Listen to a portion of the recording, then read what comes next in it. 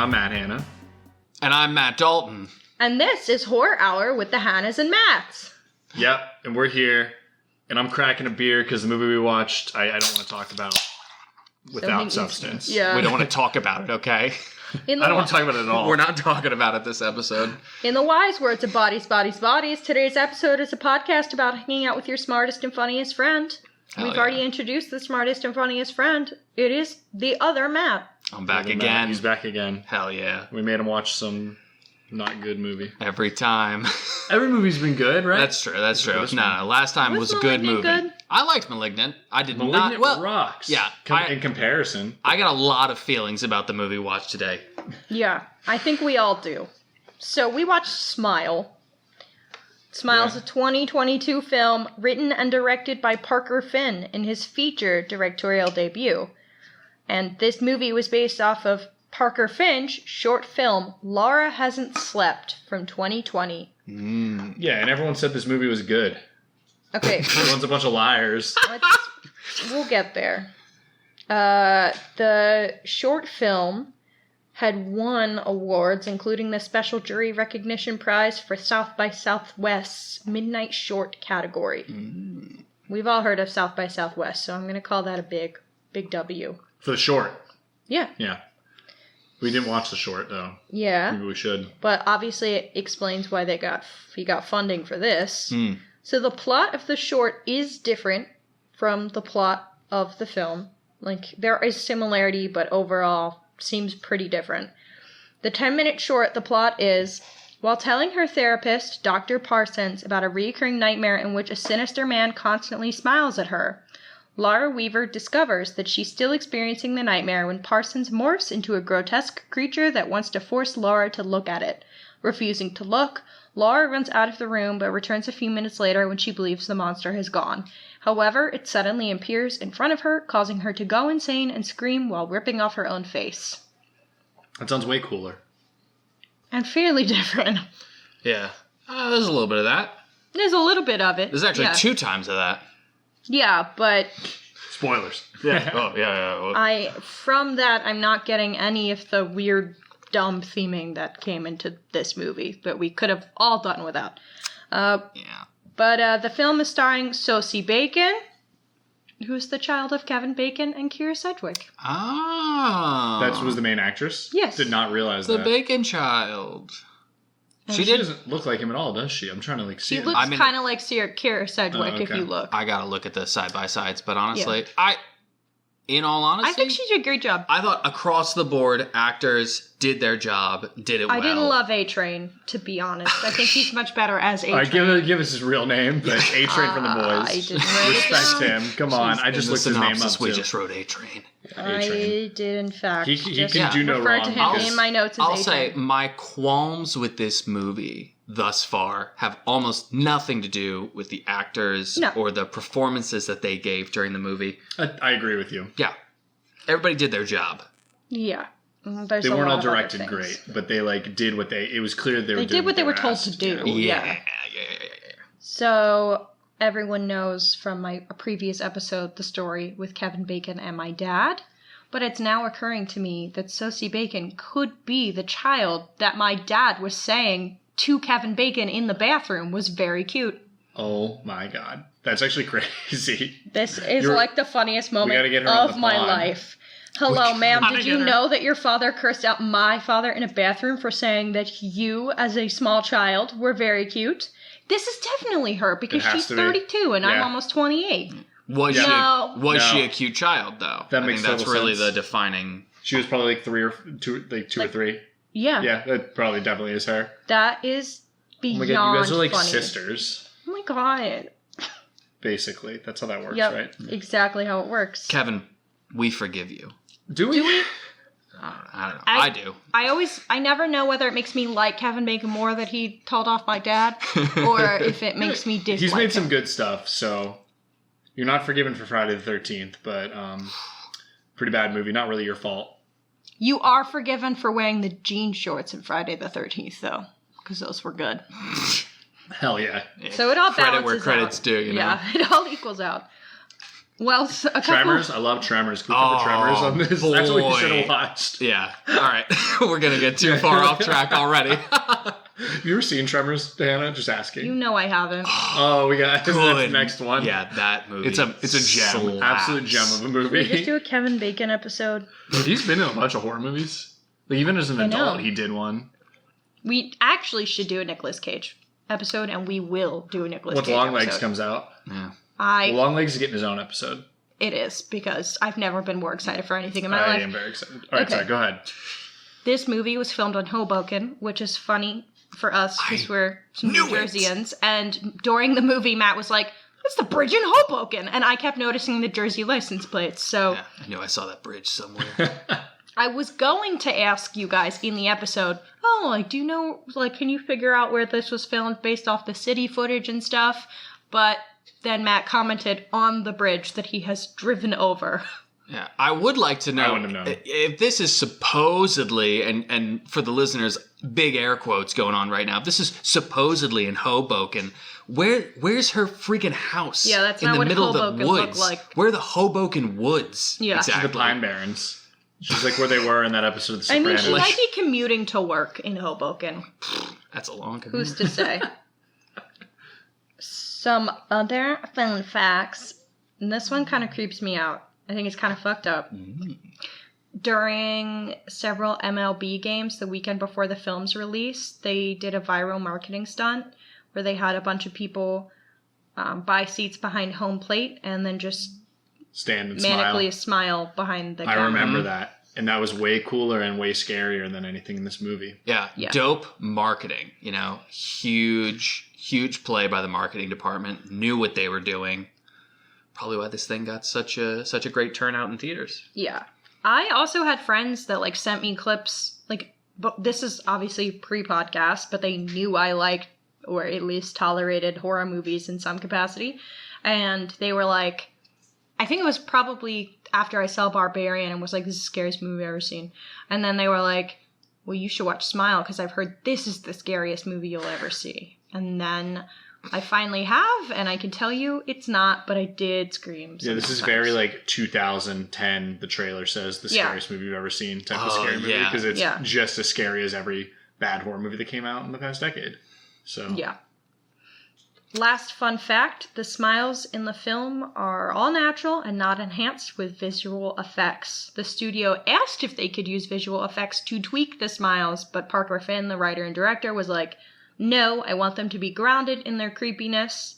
And, quote, the smile was meant to feel predatory in nature.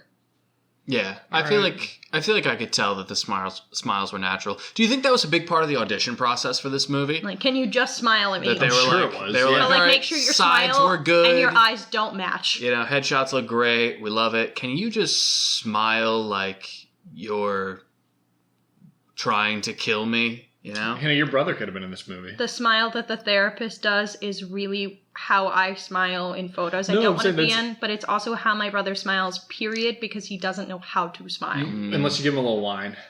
Yeah, when we gave him wine, he smiled so well. He was like, guys, look, I can smile normal. And we were like, oh my god, you're so right, bestie. But yeah, he just needs a little wine tasting to get him through. Hell yeah. I have a little fun fact, actually, that I was just thinking about with that smile fact. The first job I ever had was at Six Flags for Fright Fest. I was one of the ghouls, and I was a clown ghoul specifically. I'm trying to tell a story. Hannah's playing on her phone. Yeah, a little bit of professionalism, I went to pull up my timer because I knew we were going to do that, and it started playing music from Hadestown, which is what I was listening to before this, which is objectively better. Leaving all of this in, so continue your story. Yeah, sure. So I was a clown at Fright Fest, and I was 14, 15, and my voice was even higher and whinier than it is currently. So I knew I didn't have a scary voice at all. So I was like, all right, I can do this really creepy smile if you guys just let me walk around the park silently smiling at people. And that's what I did for 2.5 months at Fright Fest. I just smiled at patrons as they walked by. Can you do it for us now? I'm going to take a picture and post it on our Instagram. Yeah, I can try. I haven't done it in a little while. Let me just do my facial warmers real fast. And that's pretty good. I don't like it. You could have been in this movie. That's pretty Kubrick stare. So that type smile. Yeah, it does feel a little bit more in that direction. Yeah. But I held that for hours at Fright Fest, like all night. Damn, yo. I felt very, very proud of myself in those moments. I liked it. Yeah. So I was essentially the inspiration for this movie back in 2015. Mm-hmm. Yeah, he definitely was at Fright Fest at the time. And saw you. Your performance. Yeah. And that was Six Flags in New Jersey. That was Six Flags in New Jersey. Hence why it was filmed. We're so connected to this movie. We are. We have such a deep personal connection to this. It's such a shame we were about to shit on it for 45 more minutes. Yeah, we're gonna take some real shits all over this movie. Are there more background facts, or nope. Can we do 15-second summaries? Yeah, I think we could do our 15-second summaries. Who wants to go first? I have one, but I don't have to go first. You've got one, so you've got to go first. One. Okay, all right. It's just going to be mean. Okay. All right. Oh, a writer made a cool short story and then decided to turn it into the sloppiest trough of slop that you've ever seen, and you piggies ate it up. Oink, oink. Mad. Oh, a writer made a short story. A short movie. I had Damn. It was good. It was good. Absolutely hit him with it. It was slop. Absolute fucking slop. Okay, I'm ready. Yeah, I touched a button on your phone. You fucking idiot. All right, ready? Go. Just another horror movie with a really bad mental health allegory. Yep. All right, Matt, you have to actually do a real one now. All right, or you don't have to. Or you can be funny. I don't have to do anything. Yeah, you can do whatever you want. The freedom. Slay. Okay, ready? A ton of needless facts loosely string together a bunch of cheap jump scares while somebody tries to deal with trauma, ultimately coming to the conclusion that facing your trauma is not enough. You need to off yourself. Yeah. Jeez. Yep, that is what this movie told me. Yeah, that's literally what this movie told me. Well, we've already spoiled some bits and pieces, so give us the full summary. This is needlessly long, and I tried to cut as much out as I could, and it's just impossible. So my mouth is going to hurt by the end of this. Okay, are we ready? At a psychiatric ward, therapist Rose Cotter meets graduate student Laura Weaver, who explains that she recently witnessed her professor kill himself. Laura claims she is being terrorized by an invisible entity which appears as various smiling people and has foretold her death. She begins screaming and panicking, prompting Rose to call for help. Laura suddenly becomes unnaturally calm and smiles, then fatally slits her own throat, terrifying Rose. The next day, a patient named Carl smiles like Laura did and shouts to Rose that she is going to die. Rose calls for nurses to restrain Carl, only to realize Carl has been asleep the entire time. Concerned for Rose's mental well-being, her supervisor, Dr. Morgan Desai, orders Rose to take a week off of work. Rose's hallucinations continue, leading those around her to believe that she may be a danger to herself. Rose visits her former therapist, who suggests that Rose's problems stem from her childhood, in which she witnessed the overdose death of her abusive and mentally ill mother. Later, Rose attends a birthday party for her nephew, the son of her older sister Holly. When he unwraps her present, he finds Rose's dead cat, which has somehow replaced the actual present, horrifying everyone. Rose has a public breakdown and sees a guest smiling unnaturally at her, causing her to fall into a glass coffee table and injure herself. This convinces Rose that she has fallen victim to a curse, although the fiancé Trevor believes she has gone crazy. All right. Get it together. I forgot how much happened in this freaking movie. Upon learning that Laura's professor is smiling at her before his death, Rose visits the professor's widow, Victoria, and learns that he had also witnessed a suicide shortly before his own. Rose asks her ex-boyfriend Joel, a police detective, to go through old police records. They find several cases of people who witnessed someone commit suicide while smiling at them before doing the same themselves within a week. Rose tries to patch things up with Trevor, but becomes enraged after realizing he has called her therapist to provide psychological intervention without asking Rose first. Upset, she leaves to speak with Holly, who also dismisses Rose's belief in a curse. Holly compares Rose's behavior to their late mother, and Rose accuses Holly of abandoning her before their mother's death. Rose and Joel discover the sole exception in the chain of suicides, convicted murderer Robert Talley. Rose and Joel visit him in jail, where he claims that the entity feeds on trauma, and that the only way to escape it is to brutally kill someone else in front of a witness to traumatize them, passing the curse to the witness. Rose angrily rejects this idea, but then the entity appears at her home in her therapist's form and taunts her. So then Rose drives to the hospital with a knife and murders Carl in front of Morgan. But it's revealed to be a hallucination. Rose wakes up in her car to find Morgan standing outside. He notices the knife, but she speeds away, prompting him to alert the police. Rose drives to her abandoned family home, realizing she cannot pass on the entity's curse if she dies alone. The entity appears as Rose's mother, and it is revealed that Rose chose not to call for help for her mother because of her abusive behavior. The entity attacks Rose, and a fire starts in a struggle, seemingly killing the entity. Rose flees the house and returns to Joel's apartment. Joel smiles at Rose, who now realizes she's in another hallucination. In reality, Joel has tracked Rose's phone to her old house and finds her finds her outside. Rose panics and runs back inside and locks herself in, where the entity reveals its true form, a skinless, semi-humanoid monstrosity with multiple sets of malformed jaws nesting within an enormous smiling mouth. The sight of the entity's visage causes Rose to fall into a trance, and the entity possesses her by forcing itself inside her body through her mouth. Joel breaks down the front door and sees a smiling Rose set herself on fire, passing the curse on to him. And then it cuts to black. It's a simple plot, really. My fucking brain hurts reading it. I hated that. Yeah. I was trying to make that as fun as possible. A quick thing. When the fuck did Cal Penn's character get a name? I don't remember them ever saying it. Who knows? I'm taking from Wikipedia. Well, yeah, obviously someone Cal Penn knew is he Morgan had a name. Desai. I don't know how you say it. D-I or D-E-S-A-I. So before we get into shitting on the movie real quick, did you guys have expectations for the movie going in? Like, did anyone have, like, I think this will be really good, I think this will be really bad? I liked the advertising, as in I had known a little bit about, like, the MLB thing that was going on, where they had, like, hired the people to smile behind home plate. I was like, that's really cool, that's really creative, maybe that'll be mirrored in this movie. But I'm always a little weary for anything that, like, does really well in its first week or whatever, you know? Like, I don't know, maybe I'm just a little jaded for, like, how the Hollywood machine pumps out horror movies, but I just sort of think anything that's, like, really in, like, the zeitgeist or, like, really pressed or really advertised is also sort of, like, an indication that it's not going to be super interesting. To be more cynical with it, I think it means that it had the money to advertise, which usually means a bigger studio. It's not an indie project. Yeah. Yes. And less creativity inherently is possible to make the final product because production companies intervene. It's like when you go to a liquor store, the more interesting bottles are usually the worse alcohol. Oh, okay. You know what I mean? Like the more interesting they appear on the outside, the probably... Not with beer, though. Beer when it looks really interesting, it's usually good. That's true. It is the opposite for that. It's not that something needs to be indie. It's just that there is because I wouldn't call like Blumhouse indie, and we've seen good stuff from them, and like I guess A24 usually rises up like indie directors, but I think it's that when it's possible that when there's more money, that does mean that there is an idea of these horror movies do well, and they usually are slop.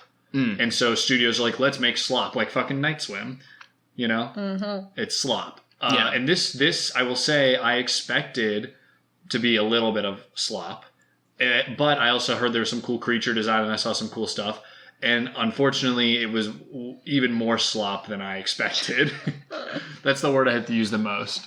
Yeah. Like, it is just completely uninspired, in my mind. Yeah. That is a very good word to use, is uninspired, unfortunately. And before, again, we get too deep in the nitty-gritty, do we find this movie... You're holding me back, Hannah. You're holding me back. Yeah, for real. She's gonna explode. So high. Well, then let me finish what I'm saying, bitches. All right, you do your thing. Did we find the movie scary? No. I mean, there were moments where, like, there were jump scares that were fine. Yeah. It was startling at times, but I think overall I would not classify this as like a particularly scary movie. It's not something that's going to invade my dreams by any means. Not at all. There was one scary face, couple scary faces. I would agree with that, although I am easily startled. I have some you screamed. Trauma reactions for sure to anything mildly startling. Well, according to this movie, I should die. Science did say that we should have all had heart attacks in the middle of it. Yeah, this is rated as one of the top 10 scariest movies. Yes, that list is bullshit, although Skinamarink should be up there. Yeah. I personally have a big issue with any of those lists. It's scientific. Okay, no, I agree with a couple that are on it. But no, it's like, it's just the idea of like trying to like scientifically narrow down something that's like... Yeah, exactly. That is very subjective, you know? Yeah. What is scary for one person is not scary for the next. These do really well in the algorithm, so that's... Yeah. Anyway, so back to the top 10 scariest movies. Yeah. Okay. You have done that on TikTok, so... And then everyone was like... Because it was Matt's list of scariest movies he'd seen, and everyone in the comments was like, you're an idiot. What did I say with my top? You put Texas Chainsaw, which I Texas Chainsaw is scary. Disagreed with. You know what? Vehemently. I'm sorry that you're a bunch of little piggies that like your little slop. I've refined taste, all Stop right? calling people piggies. I think it's There's funny. one person in this movie we can call a piggy, okay? It's the cop. There were a couple cops. I just figured I might as damn. well go there. Okay, anyway. It's funny to call It's people just little piggies. funny. Every time they say slop, I take a shot. Yeah, for real. I've said slop a lot. Okay, anyway, what I was going to say is I do find this movie startling, but like at its core, I don't find it scary. I will not have a nightmare from this, but there were 5 total hides, which were all me. Damn. That's high. There were 1.5 screams. I gave I did Matt a little yelp. Yeah, yours was a half because it was more like a laughy thing, but I think it counts for you. There was a scary face. And there was a That face was pretty scary, though. I mean, no, I'm laughing because of the next thing I'm going to say. Oh. There was one. yeah, there was one. Get it out. It's not funny if no one can hear what you said. There was We had one total. Oh my. You gotta say There was. it, Hannah. what I wrote was one scared dude. Yeah. Hannah said that there was a scared passing of gas. And it was me. It was big time, you, Matt. There was a scary face. And I let one slip out. All right. Yeah, before the title of the movie even came up, we had a scared toot in our mix. I was getting bubble gutty. I'm sorry. I'm like legit crying right now. I don't know why I found that so funny, but it was. Yeah, if you're a We scared, haven't had one of those. Oh, if you you're are a crying. scared tutor out there, all right, don't be afraid to let it show. It happened. All right, that's a natural. I've never thing. had. That's all never been happened. there, but That's never happened. never Oh, audible yeah. about Hannah it. has full tears coming down her face right now. You have to get it together. I don't want to have to cut anything out. Yeah, it was really traumatic for everyone, I think. Go somewhere else. All right. Keep going. All right. So that's the level of scares we thought were there. All right. So now we're past that. You're still laughing. Let's talk about this movie and what we liked or more often didn't like. Okay. Yeah. So just starting it off, my first note was movies that incorporate a suicide get me extremely nervous. And I feel like I was right to be nervous based off like where the movie went. Oh yes. I just feel like a lot of times when movies utilize certain traumas, I think a lot of times when dying by suicide or sexual assault can be used in films, sometimes it is done tastefully and it services the overall theme, but a lot of times I don't feel that way, and I feel like it's just there for shock value. Example of it done well is Midsommar. Both sexual assault and suicide. Yeah, I'm fine with it there, honestly. This film, yeah, I felt like I immediately was like, oh no, and then I felt that way at the end. Yeah, I kind of felt like at some point I was like, okay, no, there's going to be like a decent message. Like they're going really hard into this theme, if we could even call it that. And I was like, yeah, there'll probably be like a normal person message. Nope, there was nothing. Yeah, but that's the thing. It was close. Like the whole movie leading up to the end was like, okay, we have established that like trauma and you know the acts we commit within those traumas are, you know, part of a big crux of what this movie's about. And I feel like when you're making a movie about that, the ending you have to be so careful with. Yeah. And that's really where you seal it in or lock it in. Even more so when you forget what subtext is and just make That's true make too, it the yeah. tags. Like this movie, this guy had never heard subtext. No. Yeah. It's just they straight up like No. hold your hand through the whole Yeah. thing and then still get to the wrong conclusion. Yeah, Yeah, that's truly wild. yeah, It's straight up like, you have issues? Have you tried dying? yeah. This Like- movie definitely malignanted it, and Whoa. and Don't you dare Annabelle compare this it. to Malignant. Yeah, more like Annabelle. No, Malignant, Matt and I felt a certain There's way are about some some of that issues. thematically. That Sure, movie, yeah. just like the But that good movie in wasn't that. trying. Excuse me? Sorry. The good in that movie, I feel like, can kind of beat out the shit in that movie. I also think that one was unintentional. Like how it got to that it's theme. ridiculous. This one, heavy-handed for being unintentional, but this I one do is kind of agree. ridiculously heavy-handed and felt like it intentionally got to the wrong Yes. answer. Yeah, I like really don't know what to do with that. Yeah, it was really something. For anybody who may have missed it in that super well put together and wrapped up plot summary that was given earlier, what happens at the end of this movie is that she confronts. Are we at the point where I can give spoilers? Yeah. Is this cool? All right. We did the plot summary. Yes, exactly. I was eating a chicken wing at the time, so I might have missed some things. Yeah, you'll see that on our Instagram at some point as well. Anywho, so at the end of this movie, she, our main character, the Bacon Child, she ultimately confronts her mother's suicide, which is sort of like a big, first domino for her story. She confronts that. She tells her mother, who is sort of embodied by this, curse or whatever this thing is, that she, it's not her fault. She does not need to hold on to this, and she wants to let go of the trauma, of the grief. And then the movie basically hallucinates her way back into a normal life, only to rip her back out of it again, to be like, hey, you're still here. You're never getting rid of me. I'm climbing in your mouth, Mm-hmm. And you have to die. You have to die. And that's what happens at the end. She succumbs and she kills herself, which kind of left me personally with a very empty feeling on what this movie is really about, Yes. Like an unwinnable movie about trauma is not a great message. Well, and the one quote is, of course I'll stay with you. I'll stay with you forever. And inherently, you're right in that if you experience something traumatic, it does have the ability to impact you forever. But it doesn't mean that it is the end-all, be-all in your life and that it will ruin you forever.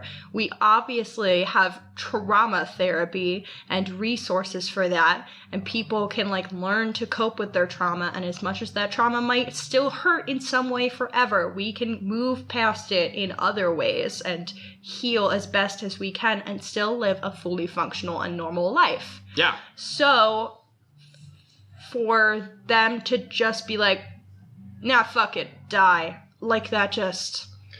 Yeah, that was pretty absurd. Yeah, I mean, a perfect example of what you're talking about is the Babadook. Mm-hmm. I mean, at the end of that movie, trauma still exists, but it's a learning to live with it, as opposed to just, dying by fire, which is a crazy way to, end that movie. We unfortunately have the Babadook to blame for this movie existing.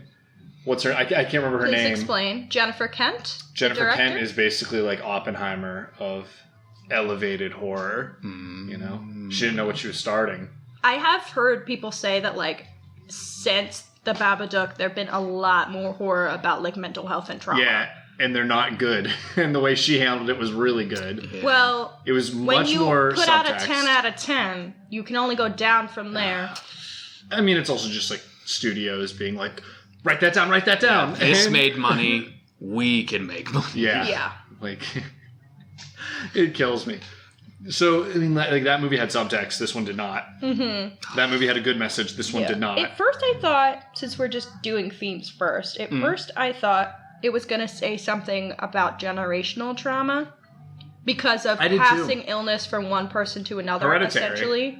Yeah, but then it didn't do anything with that. It wasn't that her mom essentially passed mental illness to her hereditarily. It was her trauma of seeing her mom die, which is totally fine. I just feel like there was a missed storyline there, especially when it does pass from one to another throughout the whole movie. Yeah. That is the whole thing of it. It's like you watch somebody kill themselves and then you kill yourself a week later. Crazy, I will also say we might want to reframe and say die by suicide. I think it's a little gentler, and that is what it is. No, I agree in a with professional you. sense, I just think with the absurdity of the way it is in the movie. I know. I totally understand, and that's how I might think of it in my head when it's something this stupid and the movie doesn't treat it delicately. I think it's because the movie is really... So why do we have to... The movie is very unintentionally funny as well.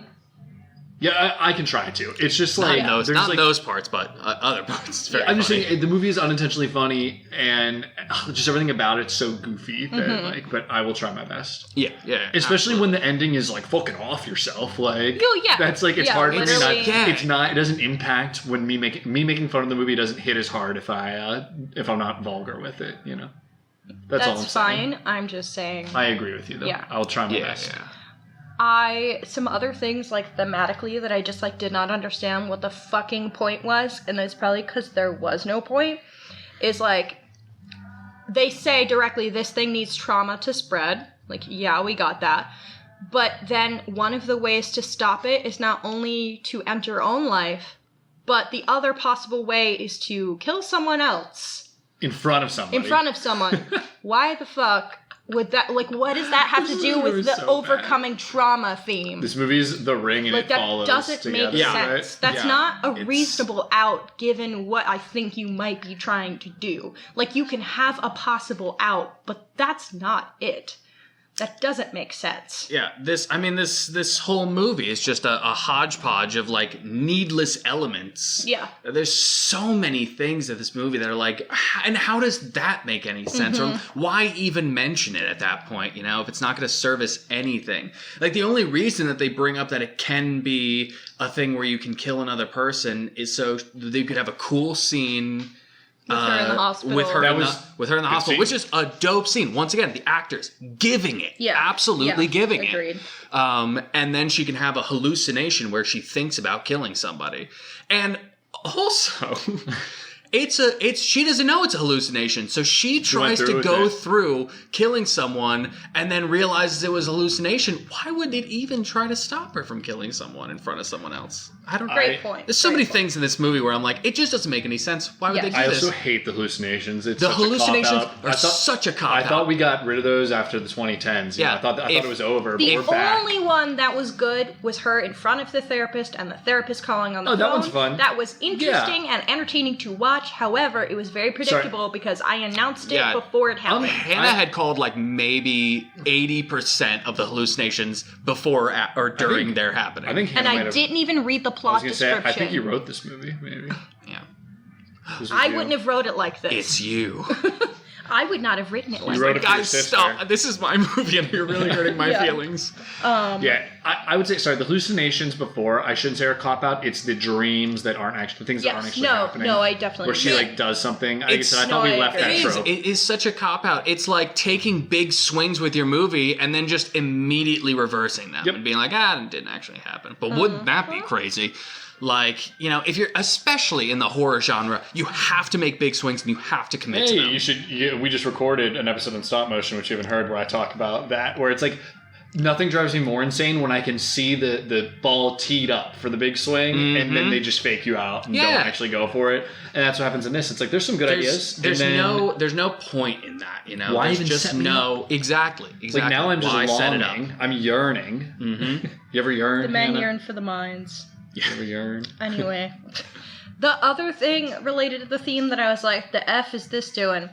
What's the symbolism of the monster going inside her? I have no idea. She already has the trauma. It's taking her over. Yeah, it was... That's already happened. Honestly, I think the whole thing for that was just they were like... That looked cool. Yeah, I was going to say, like, our visual, our CG department is like, hey, we got this cool thing we can do. Do you want to throw it in the movie? And honestly, it looked cool as hell. It looked cool. That was a dope, like a visually dope part of this movie. I just, like, want to beef with it because, it did nothing again, for the story. It does nothing for it, like we've said. Well, most of this movie doesn't service itself. Yeah. I saw someone That's the actually recurring theme. trying. That really is the recurring theme. It's one of my personal pet peeves to see so many just like useless details. I did see someone try and explain some of the like upside down shots or canted angles. Oh yeah. Wait, no, there was I one thought was Dutch really angle funny. in this movie, and we all giggled, and we were like, "Why is there a Dutch angle?" All she did was put on her jacket in her office and leave. That's all that happened. Was to there Dutch another angle. Dutch angle after that? No. Yeah, that was the one. Including that in there. This movie, and I said it. I probably said it 20 minutes in. I said this movie is really just throwing everything at the wall and seeing what sticks from a like filmmaking and cinematography perspective, and it really continued to do that the entire time. Well, someone it was goofy. Someone on Reddit, when I was like looking for terrible takes, and I will say this is a terrible take. They were saying it was like a smile or a frown, how those flip upside down. Reach. And I was like, no, this Ooh, director reach. thought it was Reach. cool. That's really could not possibly be it. And if it is it, that's also incorrect. That might have been stock footage for all we know. Yeah, literally. It probably might have been. And they were like, if we flip it upside down, nobody will know. We forgot to film an establishing shot here. But yeah, Just no, turn it upside down. it was so many of those establishing shots. It was so many of the scene transitions. And I said this while we were watching it, and I'll say it again. It felt like I forget what his name is who directed it, but this gentleman who directed it. It felt like he had just like graduated from film school and was just like throwing every transition that he learned about into one movie to see what would be cool. Not just graduated, but that this was his film school. Yeah, like this was his it's final. his thesis. Yeah, Yeah, this there was was his big like thing. fading. It was black, most editing. How much editing like, can Yeah, there was soft fade, there was swipe, there was the Fade to Dutch black. It was angles, like, there just was be consistent, buddy. I wouldn't even say be consistent. It's just like use Or at least them be purposeful. with purpose. Have purpose, dog. yeah. Nothing. There's so much in this movie that felt like it had no purpose. I feel bad shitting on him because like we didn't create anything. He went out and created, so that's commendable. That's but, true. I mean, good for him. Look, the thing about creating art is that anybody can feel how they want to feel about it. And as a creator, the only thing that you're responsible now for is making something slightly better. Well, they got Smile 2 coming. We do have because, Smile 2 coming. Again, all you piggies went and loved it. So Matt, stop saying that. why? It's funny. The one transition that I thought was particularly heinous was the zoom into an eyeball until the title screen club remix came out. Yeah, the club remix was for the literally title like- screen. Yeah, it was the Again, wildest there's thing just I've no What ever does it have to purpose. do with it? What is it? Lollipop playing at the Yeah, end? What's that to do with it? every part of this, man, I'm like going crazy thinking about this, but I just feel- can't wrap my head around They were like, yeah, double down. Add this is another- really cool. Oh, I you know feel what I like just read about? It feels like it was trying to do something as comedic as like the be my little baby. From what? At the end of Barbarian. Oh yeah, that's funny. Except though. it didn't understand that was funny because of the context. And Barbarian's Yeah. like a good movie. Yeah, that's the difference. Yeah. Did they see Barbarian and then? I think this actually might have come out first. Oh, did it? Not sure. Do you guys hear Yes playing in the background? That's our neighbor playing it really loud. Do you think you could go ask the neighbor? I think it'll be a Potentially fun turn it down? little background. I noise, don't you know? feel it will be. Yeah. If there was ever an episode to have needless music in the background. It does seem no like purpose. it's relevant it works. here. A little bit of Yes God. playing. Something I was just Blend thinking up. about actually too, while we're just like slightly nitpicking things. Slightly? Yeah. So Miss Bacon has a fiance in the movie. He just A-Train. disappears halfway He through. runs out of the movie. He's like, you're acting crazy. And then like that's like halfway through the movie, and then he's just gone. He never resurfaces. It's funny. They're still engaged. You just talk about him Into the saying you're movie. acting crazy. Is they had the same scene maybe 10 times of Oh like my God. with different people of her being like, "This is happening to me," and they're like, "You're off your rocker, You lady." sound like a nut, lady. They probably said the same, or they said the same thing in a different way every Yeah. time. It was like, as Hannah would say, "You're cuckoo bananas." Hey, I only say that in my personal life.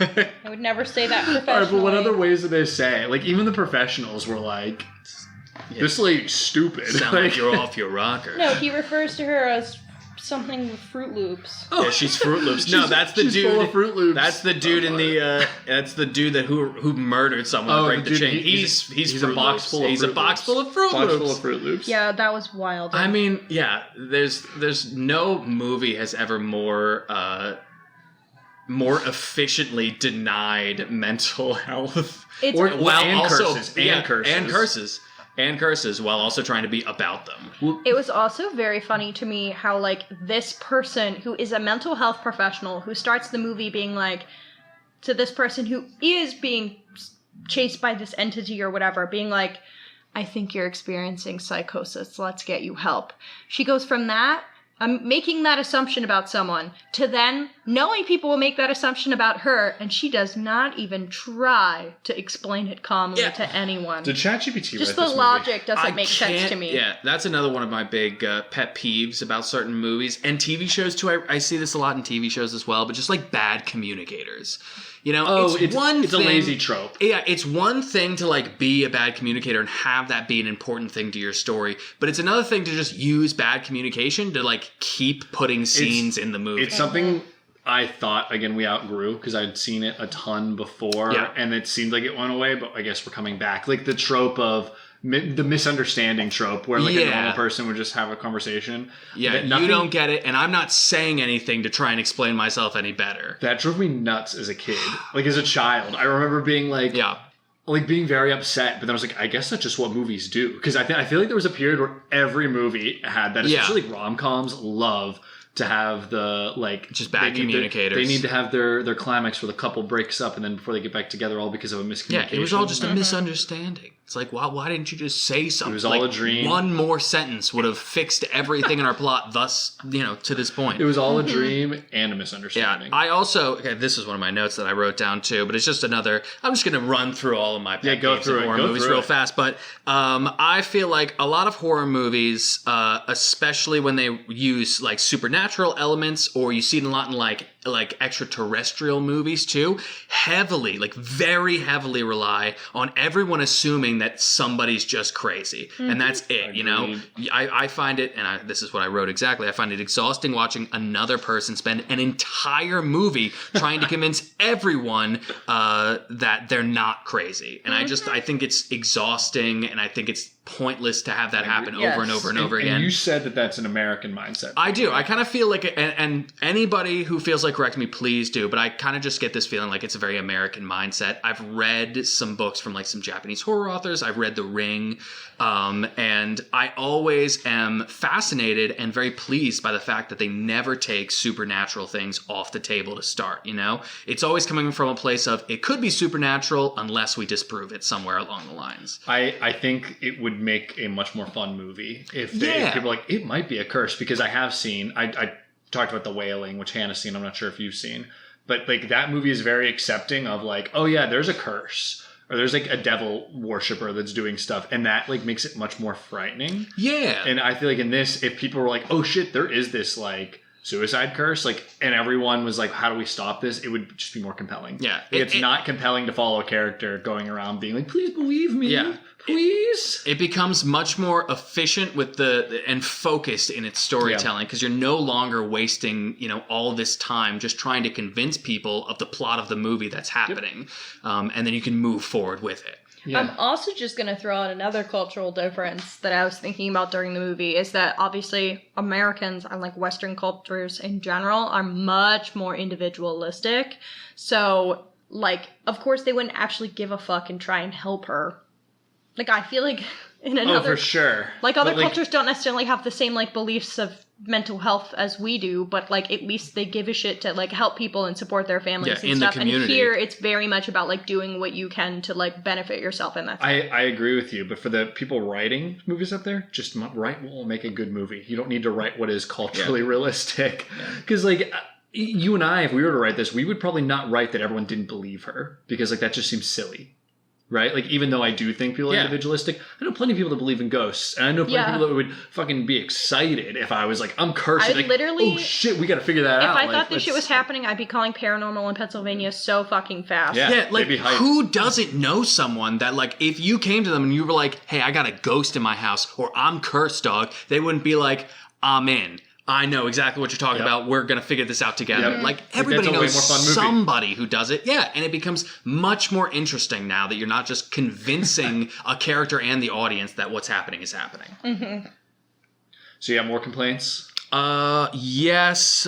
Big one is just all the needless elements. A few that I was just... Oh, we said that. This movie lacks purpose. Yeah, there's so much in this movie. Another one that I don't think we touched upon was, why does it matter that her and the cop have any sort of background relationship? Can he not just be a cop doing his job well? No. He really can't. Like, no, that's literally... We just can't have a guy who's like, you know what? This is weird that there's been 21 consecutive suicides and they're all very clearly linked. That's realistic, though, right? Based on like American that's like that's not even like hard detective work. That's just being like, oh yeah, we just got 3 of these in the last 3 weeks. That's crazy. Like it doesn't take that much. She doesn't need to have been, hooking up with him in the past for him to give a shit about her. Is that really what it takes? Yes. She watched somebody kill themselves in front of her, And that's the other thing, too. She watched somebody... the first scene is her watching somebody kill themselves in front of her, and really nobody gives a shit. Like, everybody else is like, I think this is old trauma resurfacing. It's like, no, this just happened. It just happened. Yeah, she literally, well, especially, like, even if you think it's old trauma resurfacing, do you not think the fact that she witnessed a suicide as a child and is now seeing another one that you should really be cautious about what's currently happening? I think that subtextually, even though the movie doesn't have subtext that exists, I think subtextually they're trying to say, like, yeah, usually no one else can understand your grief. A lot of people, you do kind of grieve alone. And I would get that if this movie was actually good. I don't think that's actually what they're saying. I understand. That was what I was interpreting. I was like, okay, that's what he's trying to say. I can't. Yeah. I'm not giving you the benefit of the doubt. That's another thing that I don't think is necessarily true as well. You know, I think especially at this point, there's a lot of like groups and resources. Surely not enough, and surely not as funded as they should be. But there are still resources out there for people who are dealing with grief, and it'd be more impactful, and I think more to the point of what this movie should be getting at, to acknowledge those groups and acknowledge self-isolating habits. You know, and that she's not reaching out to a ton of people, and they're not responding the way she wants, is that she's not reaching out to anybody, and people might be reaching out to her as well. I feel like that would give this story a little bit more impact, a little bit more interest, especially for the isolation factor. Like, it feels so inauthentic, and that's where movies like The Babadook hit. That's where The Babadook hits. The Babadook rules again. Fucking say your name again. Kent. What's her first name? Jennifer Kent. Jennifer Kent Oppenheimer. Jennifer Kent Oppenheimer, dog. Direct descendant.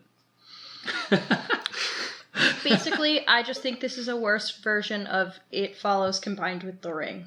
Yeah. Like, that's really what it is. The story's not original, even if it was, like it's not original, and it's not, like, sharing a message that's useful. So, what's the point? It's like sharing a pretty disgusting message. Yeah, so what's the fucking point? It's sharing a message. Really, truly where I'm at. Yeah. Yeah, there's no point. I mean, that's kind of the theme of this movie, as I said before. Also, why would the what's the trauma monster purpose? be smiling? That's so rude. Well, it's a smile within a smile. That's so rude.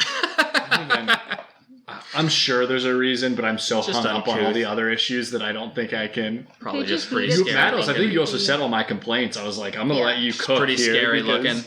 Does anyone have anything they liked? Yes. Yeah. Okay. So. Yeah, do that. Say it. I think this movie is cool looking. I think from a visual standpoint, I think there are some cool shots that we do see. I do like that creature design. Like, when we see it at the climax of the movie and it stops becoming the mother and it starts becoming like true form creature, I was into this. I almost wish we saw more.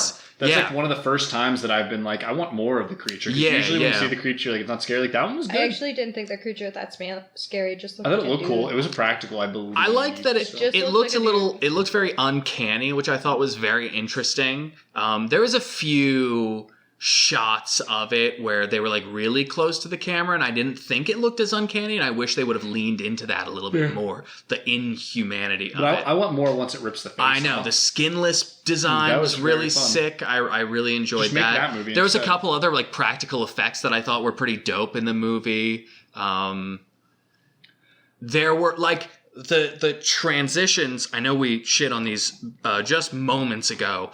The transitions on their own are not done poorly. They're just done purposelessly. Yeah, and they made us laugh. Like, that's an issue if we started giggling. I would have been laughing my ass off if I saw this in the theaters. Having an interesting transition is a good thing. It helps the movie. It just needs to be done a little bit more specifically.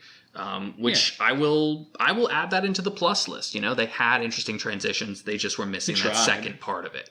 Yeah. There's a lot of effort that clearly went into this. Once again, actors giving it their all, absolutely slapping. I will say something I liked, and I'll just say it was my favorite scene, and it only lasted for a little bit, was when they went and talked to the murderer. The guy that was in jail for murdering his wife in front of the neighbor. Broke the chain. The one that broke the chain. He was probably the best actor. The scene where he was like, he finds out that she is the one that has the curse, and he goes ballistic and is like, get her away from me. He starts screaming, and I was like, and he just killed it. He might have been the best. That might have been the best performance in the entire movie. I got chills during that part. Like, and we were like, all right, we're getting interesting again, and then immediately went back to slump after that. The pacing was terrible too. There were times where it was like, we're going somewhere, and then it's just like, shot of her sitting in her car doing nothing. I saw that happen multiple times. It was like, all right, jump cut to shot of her in her car. There really were a lot of shots of her just doing nothing, and then they would jump to something else, and it's like, this could have easily been edited out. Yeah. There's a lot of those, once again, needless shots. I also, I don't want to yuck your yum, as the kids say, but I find, and maybe this is a lot of movies, there's just no art direction in a lot of movies now.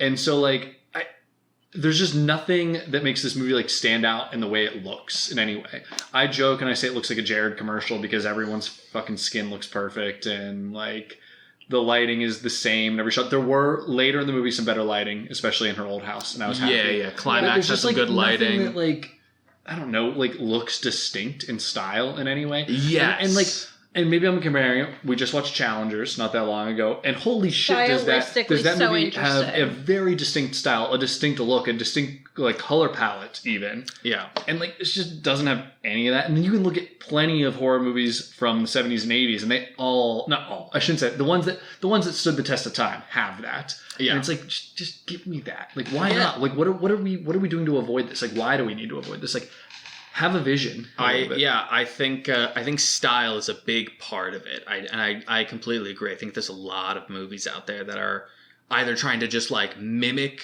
successful styles or just like Jared commercials. Have very little style in themselves and are just trying to make a pretty movie. And I do think it just sort of sucks a lot of the soul out of it. I feel like I'm watching corporate. It feels like a copy paste, you know? Yeah. And I feel like you probably see that more often with movies that have a lot more money attached to them. Oh, for sure. Because money being spent means more money needs to be made, and more money needs to be made means we need to figure out what makes money. You know? I like to bring Marvel up a lot because I think it's easy to like shit on them because there was so much money, but it's like it's how I think about looking at the Raimi Spider-Man's visual style versus the John Watts, that's his name, right? Spider-Man of like the Homecoming, the MCU one. And like, there's just such a distinct look to those Raimi Spider-Man movies that it's like, I see that and I know, like, I know that style. Maybe that's Raimi himself, but it's also just the way it looks together. And then you get back to the MCU ones and they are kind of lifeless in the way that they pop. Not all Marvel movies, though, because they got some that I think completely pop and have style. Specifically, the Guardians movies. Yeah, for all sure. have a great art direction. Yeah. So, and that's just because James Gunn is good at what he does. So let's keep it moving because we got back into the shitting on territory. Sorry, I needed. You brought up something that I didn't get to touch on. It's fair. It's fair. Anyone have a favorite scene or what they think is the scariest scene? I know you said yours. I mean, I did really like the climax of the movie. I thought was probably one of its stronger parts, not thematically, but as far as like visually interesting. Except for the part of it being a dream. Yeah, and then. God damn it! You got me going again. I gotta eat another chicken wing. It was such an interesting part. Again, swinging wide. It wasn't really that part was the dream, though. It was everything that came after that until they brought it back in. It was fine. It was whatever. I'll tell you what. I did write down what I think would make the movie better. What they would have, like, big change that they would have made to make it more interesting. I wrote down that this movie would be better if she found out how to survive significantly earlier in the movie. So, like, how to break the chain, if that happens in the first half of the movie and they go visit that guy. And we just ignore all the bullshit of her trying to convince people to believe her. Cut out all those pieces. She's not interested in convincing people. She's interested in surviving, right? Like, as she should be. She finds out how to beat it, and then the second half of the movie becomes, partly internal struggle of whether or not she should kill herself or if she should kill someone, a to be or not to be situation. You know what I mean? Yeah.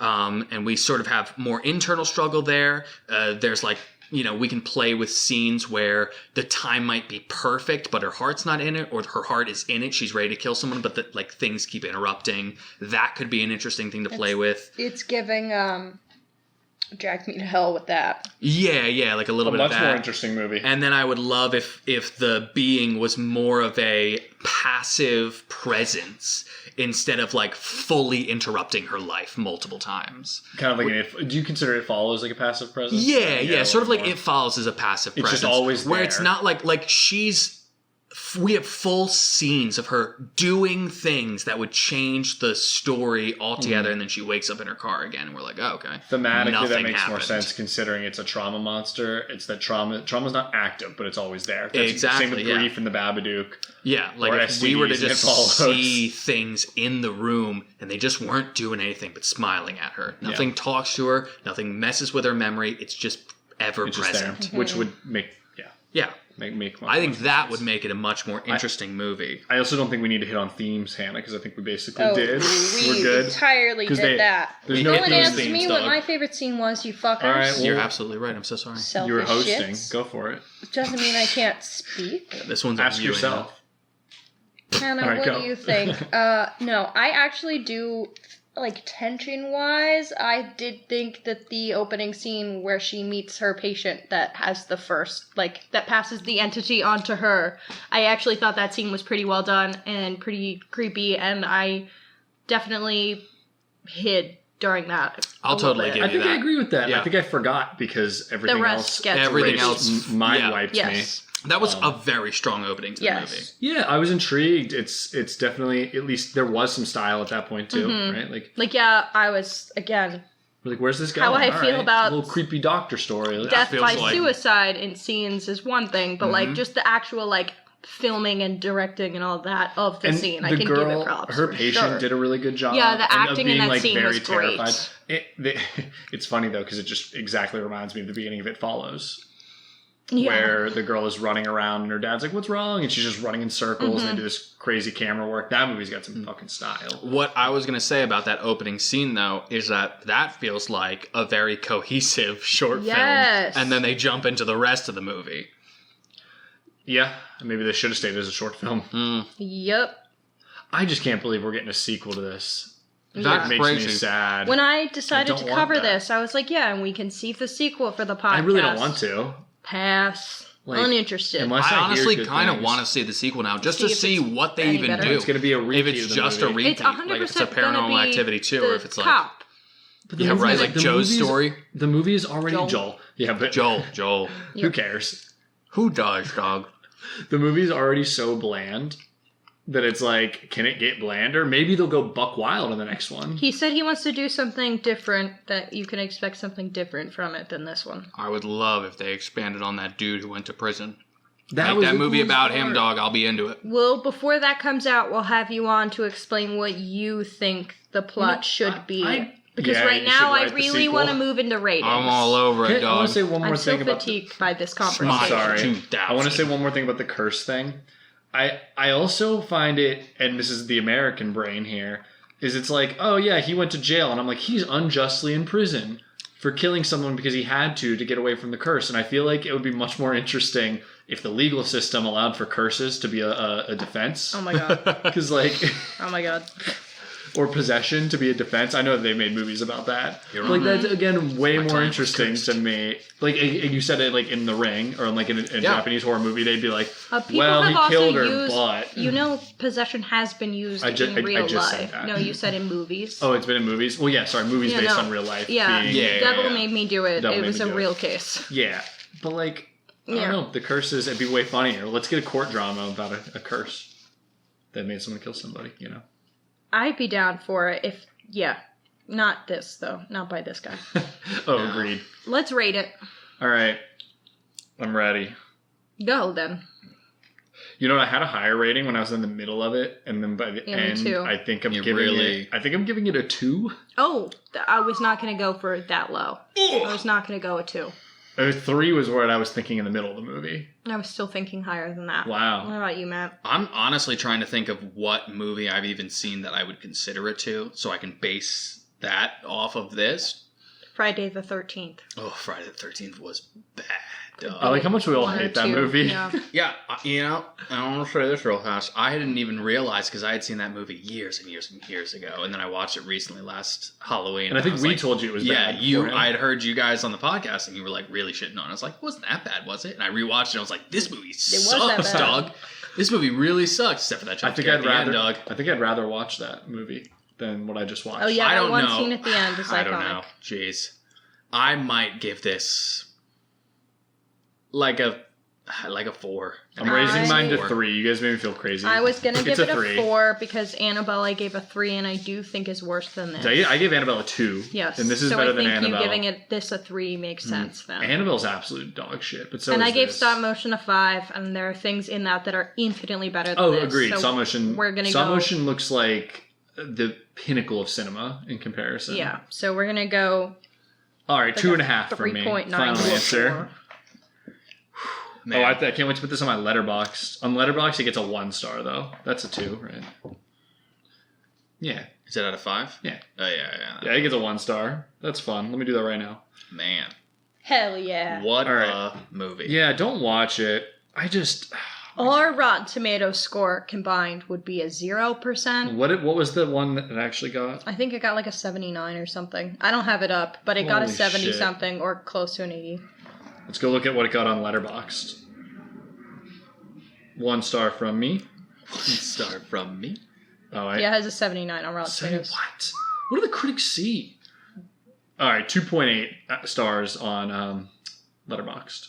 Average. It's like a little Out of above 5. a 5 So, yeah. out of 10. I just... Fair enough. Maybe there's just so much good stuff out there that I'm in comparison. Like I've said, we watched some good stuff recently. I saw the TV Glow, which you still have to see, Matt. But, Yeah. And it's just like, I think I had a moment while watching this where I got sad because I was like, there's so many better things I could be watching. Well, and I gave you better options, and you I picked actively this. I picked chose this. I didn't so know. That's really but it's more on like you. a sad thing where it's like, I only have so many 2-hour time blocks to watch movies.